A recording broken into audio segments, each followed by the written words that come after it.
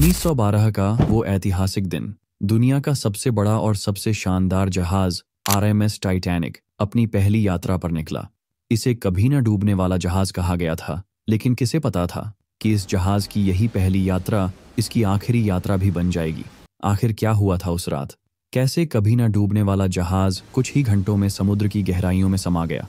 आइए समझते हैं इस पूरी घटना को आज की इस वीडियो में। लेकिन वीडियो शुरू करने से पहले अगर आप हमारे चैनल पर नए हैं तो हमारे चैनल को सब्सक्राइब करके बेल आइकॉन को प्रेस करना ना भूलें। चलिए शुरू करते हैं। टाइटैनिक अपनी पहली यात्रा पर साउथहैम्पटन से न्यूयॉर्क जा रहा था।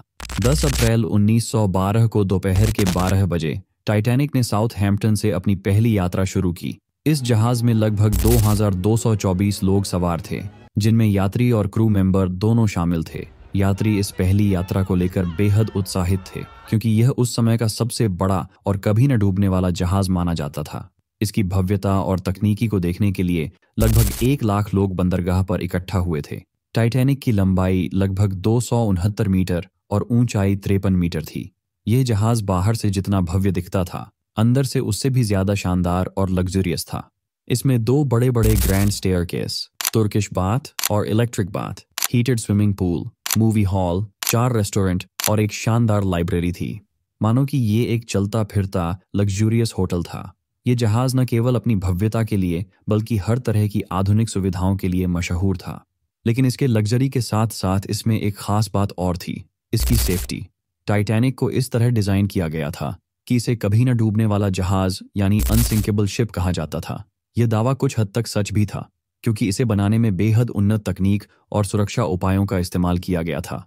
डबल बॉटम हल का उपयोग इसकी सुरक्षा को और मजबूत बनाता था। हल जहाज के उस निचले हिस्से को कहते हैं जिस पर पूरा जहाज खड़ा होता है। इस हिस्से को 2 परतों के साथ डिजाइन किया गया था।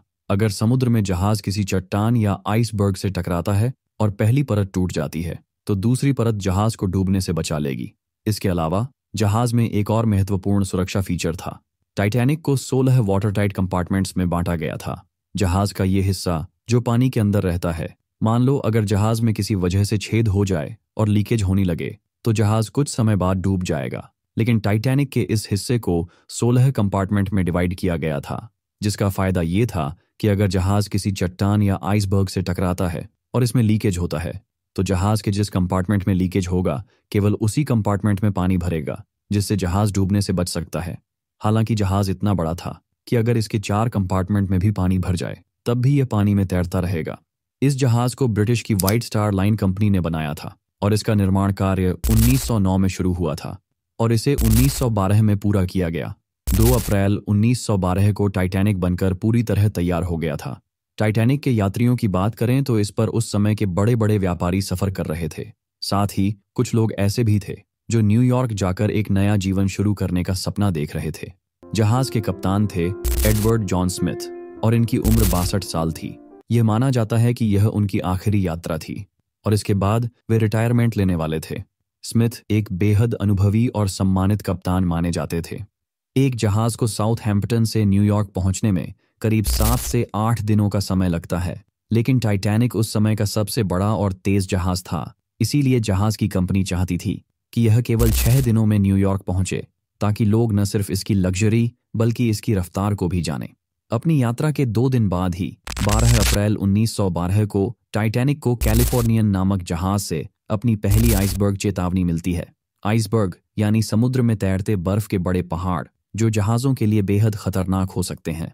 दरअसल समुद्र में चलने वाले जहाज अपने रेडियो सिस्टम के जरिए एक दूसरे से संपर्क करते रहते हैं और बताते रहते हैं कि किस हिस्से में आइसबर्ग मौजूद हैं, ताकि दूसरे जहाज संभल कर आगे बढ़ें। कैप्टन स्मिथ को ये आइसबर्ग चेतावनी मिली, लेकिन उन्होंने इस पर ज्यादा ध्यान नहीं दिया और जहाज की रफ्तार कम नहीं की। टाइटैनिक अपनी 40 किलोमीटर प्रति घंटे की तेज गति से अपने लक्ष्य की ओर बढ़ता रहा। 2 दिन बाद 14 अप्रैल 1912 को टाइटैनिक को 6 और अलग अलग जहाजों से आइसबर्ग की चेतावनियां मिली। टाइटैनिक के सीनियर रेडियो ऑपरेटर थे जैक फिलिप्स, जो जहाज के रेडियो को ऑपरेट कर रहे थे। उन्होंने इन चेतावनियों को कैप्टन स्मिथ तक पहुंचाया, लेकिन कैप्टन स्मिथ पर जहाज के मालिक का दबाव था। वह चाहता था कि टाइटैनिक कम से कम समय में न्यूयॉर्क पहुंचे, ताकि जहाज की रफ्तार और प्रतिष्ठा को बढ़ावा मिले। इसके साथ ही कैप्टन स्मिथ को कई वर्षों का समुद्री अनुभव था। उन्हें लगता था कि आइसबर्ग का समुद्र में होना आम बात है, इसलिए उन्होंने भी इन चेतावनियों को नज़रअंदाज किया और जहाज को उसी तेज रफ्तार से चलने दिया। रात हो चुकी थी और टाइटैनिक अपनी तेज रफ्तार के साथ अपने लक्ष्य की ओर बढ़ रहा था। उस रात आसमान में चांद भी नहीं निकला था, जिसकी वजह से चारों ओर घना अंधेरा छाया हुआ था। जहाज के ऊपर एक क्रोनेस्ट होता है, जिसे लुकआउट पॉइंट भी कहा जाता है। यहाँ 2 लोगों को तैनात किया जाता है ताकि वे सामने आने वाली अड़चनों और आइसबर्ग्स को देख सकें। उस रात क्रोनेस्ट पर फ्रेडरिक फ्लिंट और रेजिनाल्ड ली नाम के 2 लोग तैनात थे। तापमान करीब -2 डिग्री सेल्सियस था और तेज ठंडी हवाओं के कारण दोनों को भयंकर ठंड का सामना करना पड़ रहा था। ठंडी हवाओं से उनकी आंखों में आंसू आ रहे थे, जिससे आगे देख पाना और भी मुश्किल हो रहा था। रात के करीब 11:39 पर क्रोनेस्ट पर बैठे फ्रेडरिक फ्लिंट को जहाज के सामने एक विशाल बर्फ का पहाड़ दिखाई देता है। वह बिना देरी किए 3 बार घंटी बजाता है और ब्रिज पर मौजूद ऑफिसर को फोन करके चिल्लाकर कहता है, हमारे सामने आइसबर्ग है, जल्दी से जहाज को लेफ्ट साइड में मोड़ो। ब्रिज पर मौजूद ऑफिसर विलियम मर्डॉक ने जैसे ही इस चेतावनी को सुना, उसने जहाज को रोकने के लिए इंजन को रिवर्स में डाल दिया। साथ ही जहाज को तेजी से लेफ्ट साइड में मोड़ने की कोशिश की, लेकिन बहुत देर हो चुकी थी। जहाज की रफ्तार इतनी तेज थी कि इतने कम समय में उसे रोका नहीं जा सकता था। साथ ही जहाज की लंबाई इतनी ज्यादा थी कि उसे कम समय में मोड़ पाना बेहद मुश्किल था। जितना हो सकता था उतना जहाज को मोड़ दिया गया, लेकिन फिर भी रात के 11:40 पर जहाज का आगे का दाहिना हिस्सा आइसबर्ग से टकरा गया। टकराव इतना जबरदस्त था कि जहाज के 6 कंपार्टमेंट पूरी तरह डैमेज हो गए। दुर्भाग्य से टाइटैनिक का डबल बॉटम हल किसी काम नहीं आया, क्योंकि जहाज आइसबर्ग से साइड में टकराया था, जहां केवल सिंगल परत लगी हुई थी। टकराव के कुछ ही सेकंड बाद कैप्टन स्मिथ और जहाज के आर्किटेक्ट थॉमस एंड्रयूज तुरंत यह देखने पहुंचे कि जहाज को कितना नुकसान हुआ है। जांच पड़ताल के दौरान जब उन्होंने स्थिति को समझा तो उन्हें पता चला कि जहाज डूबने वाला है। ये सुनते ही दोनों शॉक रह गए, क्योंकि टाइटैनिक को इस तरह से डिजाइन किया गया था कि वह 4 कंपार्टमेंट पानी से भरने के बावजूद तैर सकता था। लेकिन अब 6 कंपार्टमेंट डैमेज हो चुके थे, जिसका सीधा मतलब था कि जो जहाज अभी तक अनसिंकेबल माना जा रहा था वो अब डूबने वाला है। टकराव के करीब 20 मिनट बाद रात के 12 बज चुके थे। कैप्टन स्मिथ ने जहाज के क्रू मेंबर जैक फिलिप्स को आदेश दिया कि वे तुरंत बचाव सिग्नल भेजें, ताकि उनके आसपास अगर कोई जहाज मौजूद हो तो उन्हें बचाने आ जाए। जैक फिलिप्स ने बिना देर किए बचाव सिग्नल भेजना शुरू कर दिया और लगातार सिग्नल भेजते रहे।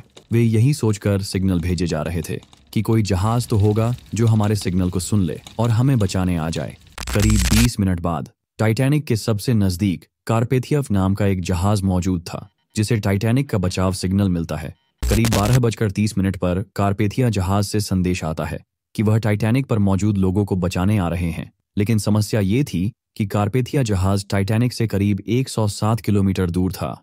भले ही कार्पेथिया अपनी पूरी रफ्तार से चलता तो भी उसे टाइटैनिक तक पहुंचने में 4 घंटे का समय लगता। लेकिन क्या टाइटैनिक 4 घंटे तक सरवाइव कर पाएगा? कैप्टन स्मिथ ने स्थिति की गंभीरता को समझते हुए लाइफ बोट्स को नीचे उतारने का आदेश दिया। लेकिन टाइटैनिक पर केवल 20 लाइफ बोट्स ही मौजूद थीं। एक लाइफ बोट की अधिकतम क्षमता सिर्फ 65 लोगों की थी। इसका मतलब यह था कि 20 बोट्स से केवल 1300 लोगों को ही बचाया जा सकता था, जबकि जहाज पर 2200 से ज्यादा लोग थे। कैप्टन स्मिथ ने निर्देश दिया कि पहले महिलाओं और बच्चों को लाइफ बोट्स में भेजा जाए, लेकिन जल्दबाजी और घबराहट के कारण पहली लाइफ बोट में सिर्फ 28 लोगों को ही भेजा गया, जबकि उसकी क्षमता 65 लोगों की थी। जहाज पर कई लोग अब भी यही मान रहे थे कि टाइटैनिक डूब नहीं सकता। उनका यह विश्वास था कि यह एक अनसिंकेबल जहाज है।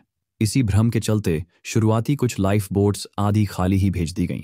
इस बीच एक एक कर कंपार्टमेंट्स में पानी भरने लगा और जहाज धीरे धीरे आगे की ओर झुकने लगा। स्थिति हर गुजरते मिनट के साथ और भी गंभीर होती जा रही थी। इस समय तक सभी को एहसास हो चुका था कि जहाज सच में डूबने वाला है। जैसे ही यह सच लोगों के सामने आया, जहाज पर अफरा तफरी मच गई। डर के मारे लोग इधर उधर भागने लगे। हर कोई लाइफ बोट्स में अपनी जगह बनाने की कोशिश कर रहा था, लेकिन लाइफ बोट्स में सबसे पहले फर्स्ट क्लास के यात्रियों को ही बैठाया जा रहा था। रात के करीब 1 बजे जहाज के आगे वाले हिस्से में इतना पानी भर चुका था कि वह हिस्सा पूरी तरह से पानी में डूब गया। इस वजह से जहाज का पीछे वाला हिस्सा ऊपर उठकर पानी से बाहर आ गया। इस दौरान हालात और भी बेकाबू हो गए। लोग लाइफ बोट्स में जगह बनाने के लिए आपस में लड़ने लगे। वहीं कुछ लोग ऐसे भी थे जिन्होंने अपनी मौत को स्वीकार कर लिया था और वे चुपचाप अंत का इंतजार कर रहे थे। माहौल बेहद भयावह और दिल दहला देने वाला था। रात के 2:05 पर आखिरी लाइफ बोट को उतार दिया गया, लेकिन जहाज पर अब भी करीब 1500 लोग फंसे हुए थे। जहाज में माहौल बेहद दर्दनाक और खौफनाक हो चुका था। चारों तरफ चीख पुकार मची हुई थी और लोग किसी भी तरह अपनी जान बचाने की कोशिश कर रहे थे। ऊपर से समुद्र का पानी -2 डिग्री सेल्सियस तक ठंडा था। इतने ठंडे पानी में गिरने का मतलब हाइपोथर्मिया होना तय था। हाइपोथर्मिया एक ऐसी स्थिति है जिसमें शरीर का तापमान बेहद कम हो जाता है और इंसान की मौत हो सकती है। जहाज के भीतर तेजी से पानी भर रहा था और कुछ ही समय में जहाज पूरी तरह डूबने वाला था। हालात को देखते हुए कैप्टन स्मिथ ने जहाज के सभी क्रू मेंबर्स को अपनी जान बचाने के आदेश दे दिए थे, लेकिन इसके बावजूद रेडियो ऑपरेटर जैक फिलिप्स अपनी जान की परवाह किए बिना लगातार बचाव संदेश भेज रहे थे। जब तक जहाज पर बिजली चालू थी, जैक कारपेथिया जहाज से संपर्क बनाए रखे हुए थे, जो उन्हें बचाने के लिए रास्ते में था। टाइटैनिक का आगे का हिस्सा अब पूरी तरह पानी में समा चुका था और जहाज का पिछला हिस्सा हवा में ऊंचा उठ चुका था। जैसे जैसे पानी जहाज के पिछले हिस्से तक पहुंचा, बढ़ते दबाव की वजह से रात के करीब 2:18 पर टाइटैनिक बीच से 2 हिस्सों में टूट गया और फिर 2:20 पर टाइटैनिक, जिसे कभी न डूबने वाला जहाज माना गया था, समुद्र की गहराइयों में हमेशा के लिए समा गया। कैप्टन स्मिथ और रेडियो ऑपरेटर जैक फिलिप्स ने अपनी आखिरी सांस तक अपने कर्तव्य निभाए और अंत तक जहाज पर डटे रहे। जो 1500 लोग जहाज पर मौजूद थे, उनमें से कुछ जहाज के साथ ही डूब गए और जो तैरने की कोशिश कर रहे थे वे बेहद ठंडे पानी में हाइपोथर्मिया का शिकार बन गए। टाइटैनिक के डूबने के करीब 2 घंटे बाद 15 अप्रैल 1912 को सुबह के 4 बजे कारपेथिया डूबने के स्थान पर पहुंचा, लेकिन तब तक बहुत देर हो चुकी थी। इस भयानक हादसे में केवल 706 लोग ही जीवित बच पाए थे। वे भी केवल लाइफ बोट्स में सवार थे। 3 दिन बाद 18 अप्रैल को रात के 9:30 पर कारपेथिया जहाज न्यूयॉर्क पहुंचा। इस हादसे के बाद कई सवाल खड़े हुए, जिनके जवाब आज भी नहीं मिल पाए हैं। हालांकि कुछ जांच में यह सामने आया कि जहां टाइटैनिक जहाज डूबा था, वहां से केवल 37 किलोमीटर दूर एक जहाज मौजूद था जो टाइटैनिक के सभी यात्रियों को बचा सकता था। SS कैलिफोर्निया, यह वही जहाज था जिसने टाइटैनिक को सबसे पहली आइसबर्ग की चेतावनी भेजी थी, और टाइटैनिक के टकराने से 1 घंटे पहले भी इस जहाज ने आइसबर्ग की आखिरी चेतावनी भेजी थी। तो फिर आखिर क्या वजह थी कि यह जहाज, जो इतनी नज़दीकी पर था, फिर भी टाइटैनिक के लोगों को बचाने के लिए नहीं आया? यह एक ऐसा सवाल है जिसका जवाब आज तक पूरी तरह से नहीं मिल पाया है। कुछ जांचों में यह सामने आया कि SS कैलिफोर्निया का रेडियो ऑपरेटर अपना रेडियो सिस्टम बंद करके सो गया था, या फिर उसने टाइटैनिक के संदेश को गंभीरता से नहीं लिया। SS कैलिफोर्निया के कप्तान स्टैनली लॉर्ड, उन्होंने दावा किया कि उन्होंने टाइटैनिक के संकेतों को समझा नहीं था। उनका कहना था कि उन्हें लगा कि टाइटैनिक सिर्फ बर्फ के टुकड़ों के बारे में चेतावनी दे रहा था, न कि किसी बड़े आइसबर्ग के बारे में। इसके अलावा उन्होंने यह भी कहा कि उनकी नाव में यांत्रिक समस्याएं थीं, जिसके कारण वे टाइटैनिक की मदद के लिए नहीं जा सकते थे। कितने अफसोस की बात है दोस्तों, अगर कैलिफोर्निया जहाज टाइटैनिक को बचाने के लिए चला जाता तो शायद इस हादसे में इतनी जानें नहीं जाती। टाइटैनिक जहाज जब डूबा तो इसे ढूंढने में लगभग 73 साल का समय लग गया, और 1 सितंबर 1985 को समुद्री वैज्ञानिक रॉबर्ट बैलार्ड और उनके दल ने इस जहाज का मलबा ढूंढा, जो समुद्र के नीचे 3800 मीटर की गहराई में था। ये मलबा 2 हिस्सों में मिला था, जो एक दूसरे से 600 मीटर की दूरी पर थे। वीडियो पसंद आई हो तो इस वाली वीडियो को जरूर देखें। धन्यवाद।